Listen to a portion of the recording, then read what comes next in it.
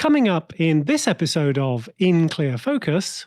The brain doesn't work the way we think it should. Because we are a herding species, we look to others for making decisions. In reality, the subconscious is making 99% of the decisions at any given time. So when we see testimonials and star reviews, we feel more comfortable making a decision.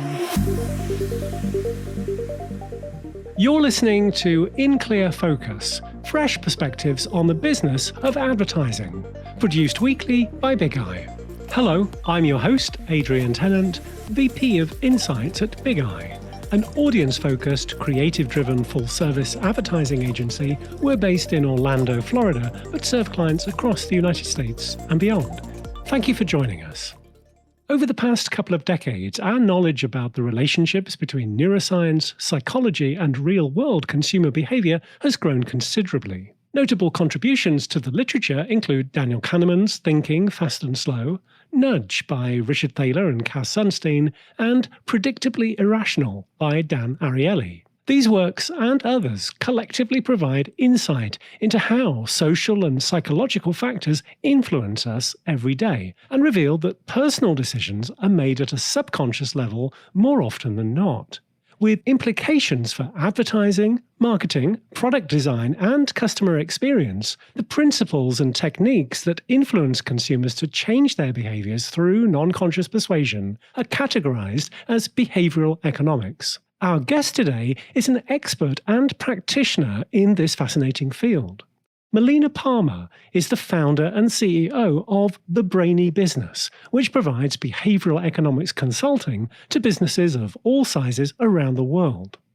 With a bachelor's degree in business, Melina worked in corporate marketing and brand strategy for over a decade before earning her master's in behavioral economics. Melina's excellent podcast, The Brainy Business, Understanding the Psychology of Why People Buy, is listened to in over 160 countries and used as a resource by many universities. And her first book, What Your Customer Wants and Can't Tell You, was published just last month. To talk about the book and how brand marketers and advertising professionals can leverage behavioral economics, Melina is joining us from her home office in Tumwater, Washington State. Melina, welcome to In Clear Focus. Oh, thanks so much for having me. Well, I attempted an introduction. Melina, how do you define behavioral economics? I think you did a wonderful job with your introduction. And I typically just say that, if traditional economics and psychology had a baby, we would end up with behavioral economics. And the field really came about because traditional economics assumes logical people making rational choices in everything that they do. And because we're all human, and we know that's not the world we live in, you end up with a bunch of models that don't accurately predict behavior. So over time, you had economists and psychologists and neuroscientists entering into one another's fields or working together on projects to see if there were these themes within the brain that could be used to more accurately predict behavior and what people will actually do instead of what we all think they should do. And behavioral economics was born. Now, prior to establishing your business, you had a decade of experience in corporate marketing and brand strategy. When were you bitten by the behavioral economics bug and realized it was something you wanted to go all in on? Well, it's actually when I got my undergraduate degree in business administration and marketing, there was just one section of one book in one class had this little tidbit that was about buyer psychology. And I remember reading it and thinking, oh, this is the coolest thing I've ever seen. This is so awesome. And saying, I'm going to go back and get a master's in this someday. In that moment, I knew it wasn't going to be an MBA. This is what I was going to do. And I spent the better part of 10 years calling universities and seeing what schools and options they had available, and was continually told, that's not a thing. That doesn't exist. Sorry. And I was a little bit discouraged, but just working in my marketing space and loving what I did and doing some research and innovation and things like that. And I was part of an innovation program for credit union professionals, and it's kind of like a fellowship program. And they brought in some people from the Center for Advanced Hindsight to talk about what they were doing in their work. What is the Center for Advanced Hindsight? Yeah, the Center for Advanced Hindsight is the group out of Duke University. So that's led by Dan Ariely. And I remember seeing the studies and had that epiphany moment of, this is what I've been looking for. And so I cornered them, tell me everything. What is this? And found that it was called behavioral economics and got myself into a master's program. And here we are. Consistent themes of in clear focus are developing customer intimacy and using consumer insights to inform strategy. What are some of the ways that a knowledge of behavioral economics can help us improve the ways we design and conduct marketing research? The biggest thing to note across behavioral economics and just anything that you're doing in life is that the brain doesn't work the way that we think it does or the way we think it should. I like to say that should is a 4-letter word here at the Brainy Business. And in that way, we like to think, again, that we're logical, conscious creatures and we're using these computers in our brains very strategically in everything that we do. And in reality, the subconscious is making 99% of the decisions at any given time using rules of thumb, things that have worked in the past that help us to survive as a species. We need to operate in this way. But if you don't understand those rules that are being triggered and your logical brain is trying to communicate with what you think are your buyer's logical brain, that's not what's doing most of the actual buying and leading people through a grocery store or on a website or whatever it is. So understanding that 99% is done using these rules and then having some awareness of some of the most common ones can help you to just be much more effective and efficient in your communications, both, internally working with team members, as well as when you're creating marketing materials, presenting prices, putting things on a website, whatever it is, to be built out so that it works with the 99% instead of only that little bit of logic when you are able to trigger it. Reflecting on your past experience as a corporate marketer and the need for brands to develop creative messages that really resonate with consumers, which 3 principles drawn from behavioral economics would you say are the most important for advertising and marketing professionals to know about? Well, it's, of course, hard to narrow to 3, but I shall rise to the task. So the first one that I would say is most critical would be understanding the concept of framing. So the way you say something matters much more than what it is you're actually saying. One of my favorite examples of this would be, imagine you're going to the grocery store and you need to buy some ground beef and you see 2 stacks. One is labeled as 90% fat-free and those next to it labeled as 10% fat. Which one would you rather buy? And most everybody says 90% fat-free. It just sounds and feels better. 10% fat, you think, I haven't been to the gym in 18 months. Where's that going to go? I don't like this at all. And 90% fat-free, you think, I'm making such a great choice for myself and my family. It's exactly the same thing. And we know that logically, but the subconscious hears it differently. So looking for places within your business or where your competitors maybe are all talking about 10% fat, where can you be the 90% fat-free message that's going to just easily resonate? Even if the packaging looks exactly the same or the pricing is different, it's just not about that. The way the subconscious hears it will trigger the behavior in that way. So framing, I would say, is number 1. There's a reason it's the first of the concept chapters. So I think that one is easy enough. The next would be looking, I think, at herding and social proof. They go super hand in hand. So it's one thing there. But because we are a herding species like cows and sheep and guppies, we look to others for making decisions, and especially people who are like us. And when there are many people who are like us. So when we see testimonials and star reviews and long lines at a particular restaurant or whatever it is, when we see others have been there and have done something, we feel more comfortable making a decision. So that has a lot of power. Or even being able to say that this particular product is the most popular can increase the likelihood that it's going to buy. And it will become even more popular when you put that moniker on it. So be truthful, but if you have something that is popular or the best value or whatever, may feel like you don't have to say it, but when you do, it can increase the likelihood that more people will pick it. So that is one more. And I would say a third will go with priming, which is whether it's imagery or word choice, something that happens just before the action can be very influential on a choice that someone is going to make. One example being people were asked to work together on a project, put into a room. And in one instance, there happened to be a briefcase that was in sight. The other half, there was a backpack in sight. Nobody said they even saw or noticed it. But those in the briefcase room were a lot more combative and keeping information to themselves on these cooperative tasks they were supposed to be working on, whereas those in the backpack room were more cooperative, because when we think about the associations that our brain has with a backpack is when we were in elementary school or high school and working on team projects, and briefcases are for boardrooms and battling it out over money or whatever it is. So again, everybody said they didn't see it, just like people may say they never notice Facebook ads or commercials don't work on me. That's just wrong. Even if they don't realize it, these things are happening in our brains all the time.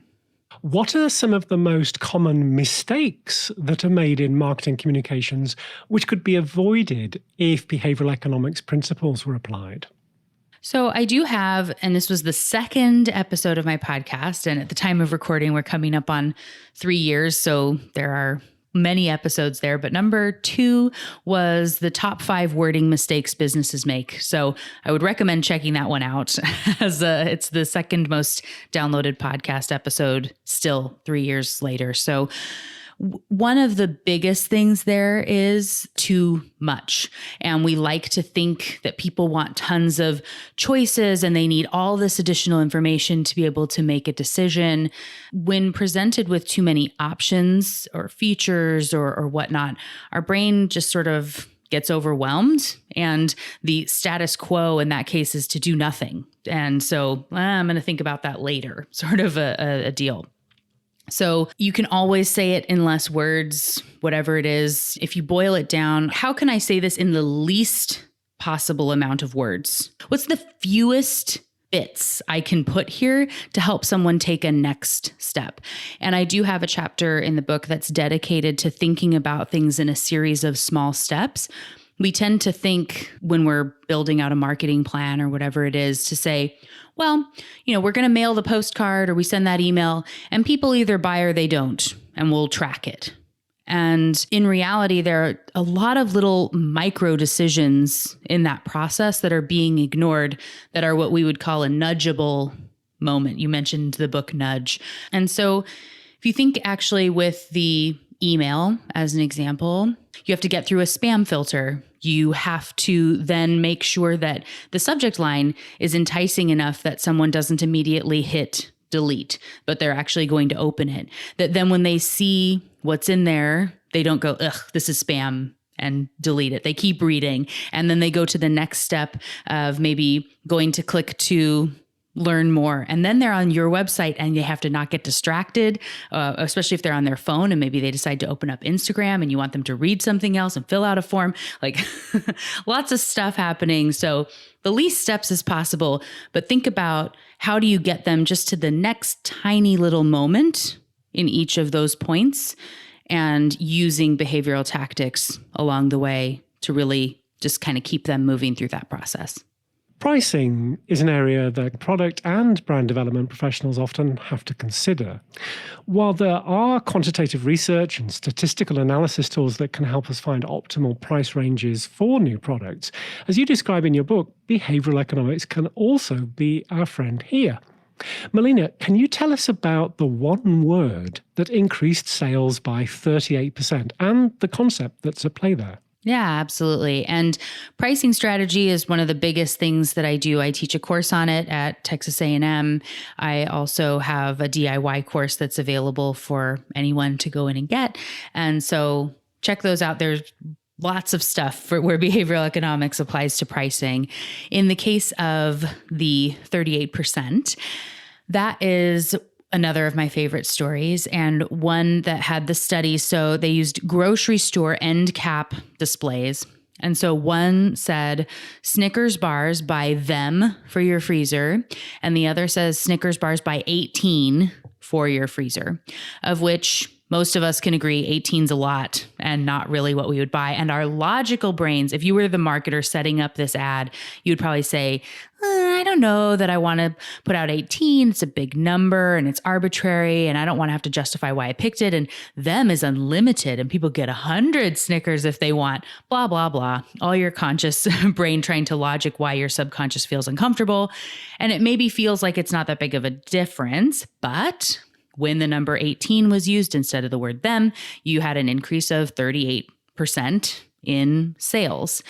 And so there are actually a couple things at play here. One is the concept of anchoring and adjustment. So the number that's presented sets an anchor in the brain via priming, like we're primed by the number to make a decision here. And in that case, them is like a fancy word for zero. When we're logicking about it, we're talking about how it's like unlimited, but someone going to buy, like maybe I'll pick up 2 or something. When we have the number 18, it's more likely to get through that subconscious filter, and your brain is going to then say, 18, so much better than everybody else. I don't need 18. I'll just get 6. And you don't even realize that you adjusted down from the high number instead of up from 0, and you still feel good about yourself and the decision, and you move along with your day. The other really critical piece to this is underneath and kind of like behind these statements, there's an implied question happening with the brain of the customer. So in the case of the word them, the question being asked, it's being framed as, would you like to buy some Snickers? In the case where you swap that out for the number 18, the question is now, how many do you want to buy? So there is this implied sale that's in that framing of that kind of like subtext underneath the message that can make buying that much easier. Let's take a short break. We'll be right back after these messages. I'm Tim McCormick, VP of Media and Analytics at Big Eye. Every week, In Clear Focus addresses topics that impact our work as media professionals. At Big Eye, we always put audiences first. Knowing who we're targeting, their attitudes, behaviors, and motivations is the foundational step in our media planning process. For every engagement, we undertake research that yields actionable insights. These inform our media and analytics strategies and ensure that we're working in unison to deliver measurable results for our clients. If you'd like to know more about putting Big Eye's audience-focused media and analytics to work for your brand, please contact us. Email info@bigeyeagency.com. Big Eye, reaching the right people in the right place at the right time. How do you identify? Female, male, gender fluid, cisgender, genderqueer, non-binary, transfeminine. Society is constantly changing and evolving. To understand how Americans feel about gender identity and expression, Big Eye undertook a national study involving over 2,000 adult consumers. Over half of those aged 18 to 39 believe that traditional binary labels of male and female are outdated and instead see gender as a spectrum. Our exclusive report, Gender Beyond the Binary, reveals how beliefs across different generations influence the purchase of toys, clothes, and consumer packaged goods. To download the full report, go to bigeye.agency/gender. Non-conforming, transgender, two-spirit, transmasculine, gender fluid. Gender Beyond the Binary. Welcome back. I'm talking with Melina Palmer, CEO of the Brainy Business and author of What Your Customer Wants and Can't Tell You, Unlocking Consumer Decisions and the Science of Behavioral Economics. Melina, what led you to write the book? So I started my podcast while I was actually still in my master's program, because when I started, I knew I was sort of early because I had been calling for years trying to find a program like this. And, on an academic side of behavioral economics, the field is built on decades worth of research. But in the applied space, it was surprisingly little that existed in the materials that my teachers were providing for me, just in what you could find. And so things that were really clear to me as far as how this applies to brand strategy and pricing and communications and all of that, you just didn't really see anywhere. And so I had gotten some advice to start a podcast, and mine, as far as I still know, is the first real behavioral economics podcast that existed, which is why there was so many people finding it from around the world. And in that way, to make it really this applied space of being able to say, this is what it is, and this is how you can do something with it. And it really resonated with the audience to be able to get what you need without all the extra stuff and not having to go read oodles of academic journals and research papers. I can do that so other people don't have to. In the same way with the book, finding from the podcast was still having people reach out from around the world with this kind of common question of like, you talk about it and it makes total sense. Like, I get it. I hear what you're saying, but where do I start? And really, it just became clear that being able to put some of the boiled down to the most important applicable stuff for people in business to be able to go use without having to go get a doctorate and become an academic researcher because they have some interest in behavioral economics. So that's, I guess, where the book kind of came from. Certainly one of the things that I really enjoyed about the book is that use of practical examples throughout the text. So after introducing each concept, you present the reader with ways in which it can be applied in a business context to solve real-world problems. What prompted you to take this more action-oriented approach? I would say it's just my style.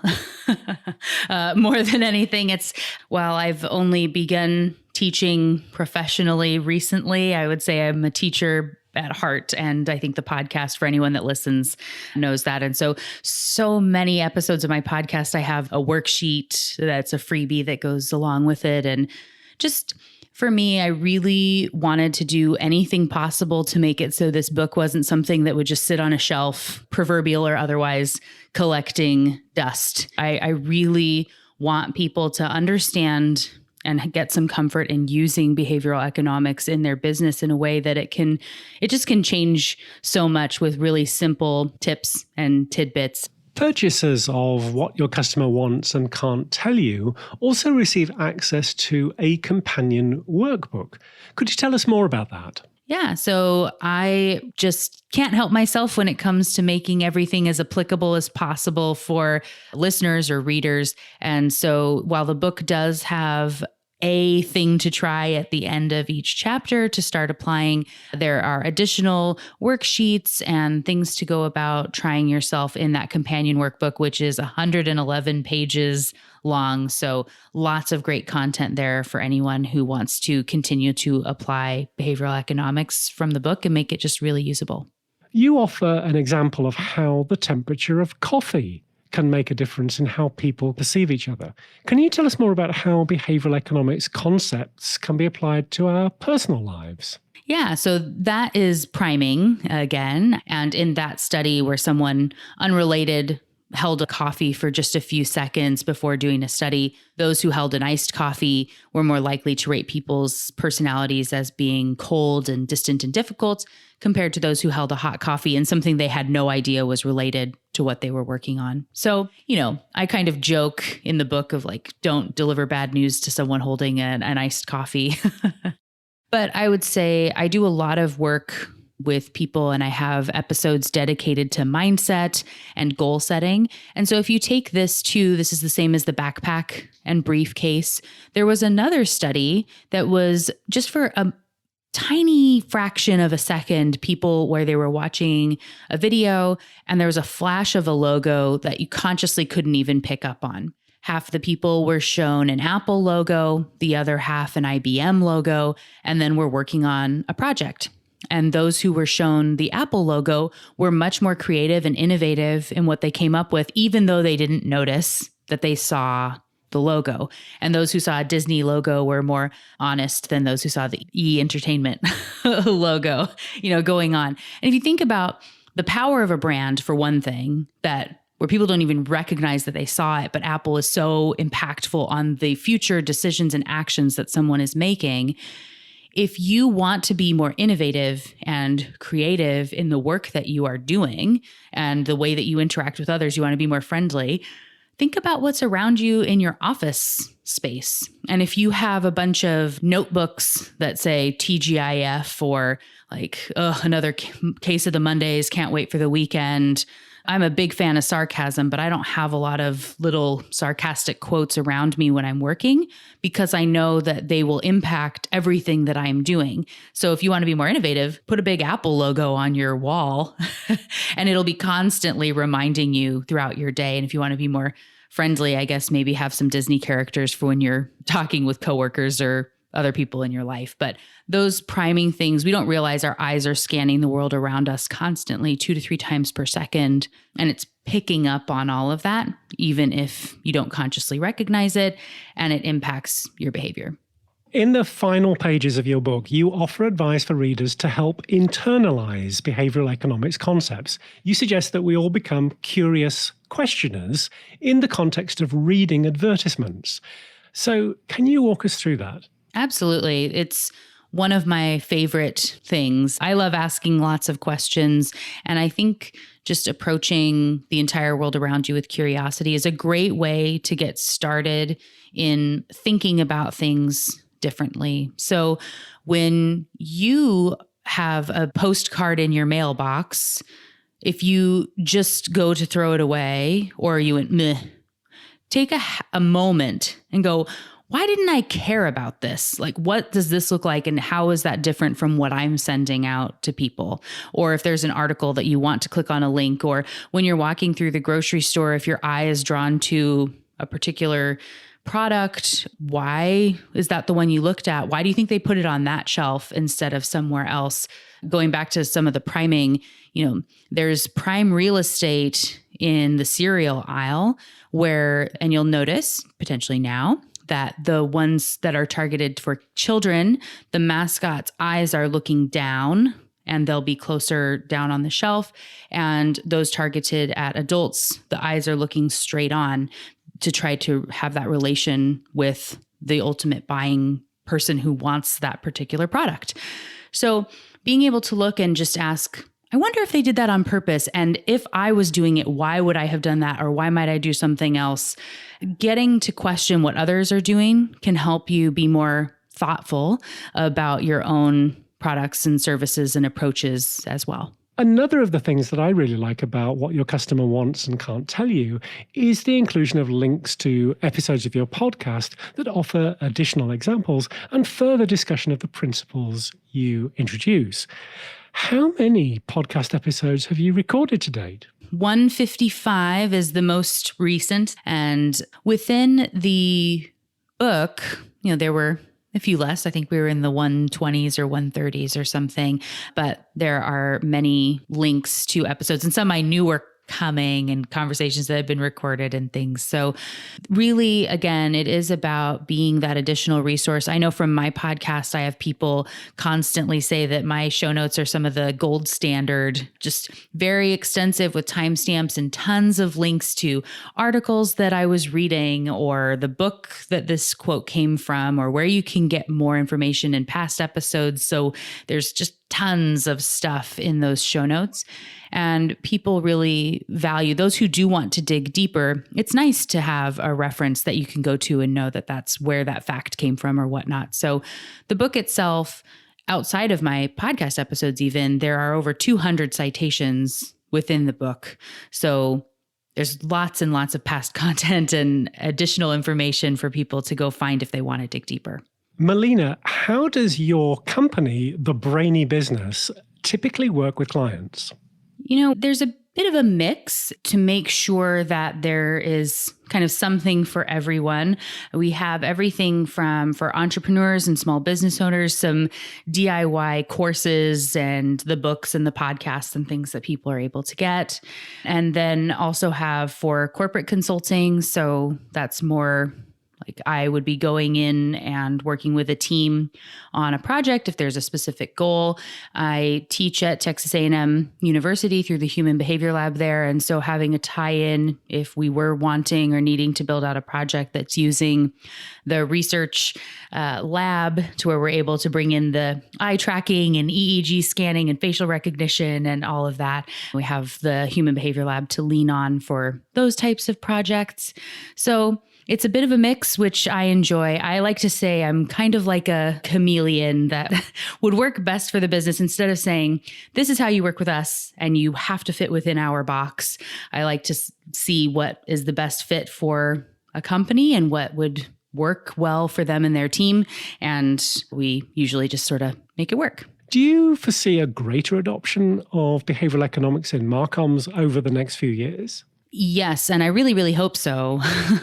There's so much more buzz and interest and questions, and where I've been speaking at market research conferences. There's huge awareness of the field now, a lot of books that have been coming out and more mainstream. So Bloomberg named behavioral scientists the top job of this decade back at the end of 2019.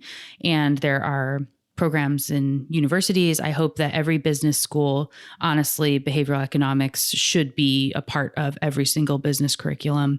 So hopefully resources like my book, What Your Customer Wants and Can't Tell You, and those from others will be making their way in to help people to really use the information and have it be adopted across industry. Melina, if In Clear Focus listeners would like to learn more about you, your consulting with the Brainy Business, your podcast, your online community, or your book, where can they find you? Well, the best thing is everything is easily found at thebrainybusiness.com, and you can find the book, the podcast, social links, things like that. I am on all the socials pretty much as the Brainy Biz, B-I-Z, or you can find me as Melina Palmer on LinkedIn. And yeah, if you wanted to even send an email, melina@thebrainybusiness.com, you can find me that way too. Melina, thank you very much for being our guest this week on In Clear Focus. Thanks for having me. June is Pride Month. Next time on In Clear Focus, do the work as a queer creative community and platform, empowering the ad industry and marketers alike to inspire, reward, and celebrate queer creativity within the advertising and marketing culture. Graham Nolan, co-chair of Do the Work, a new organisation on a mission to amplify LGBTQIA+ creativity, representation, and share of voice in the advertising industry. That's next week. Thanks to my guest this week, Melina Palmer, behavioral economics consultant and CEO of the Brainy Business. You'll find a transcript with links to the resources we discussed today on the In Clear Focus page at bigeyeagency.com under Insights. Just click on the button marked Podcast. Please consider following us on Apple Podcasts, Spotify, Google Podcasts, Amazon Music, Audible, YouTube, or wherever you listen to podcasts. Thank you for listening to In Clear Focus, produced by Big Eye. I've been your host, Adrian Tennant. Until next week, goodbye.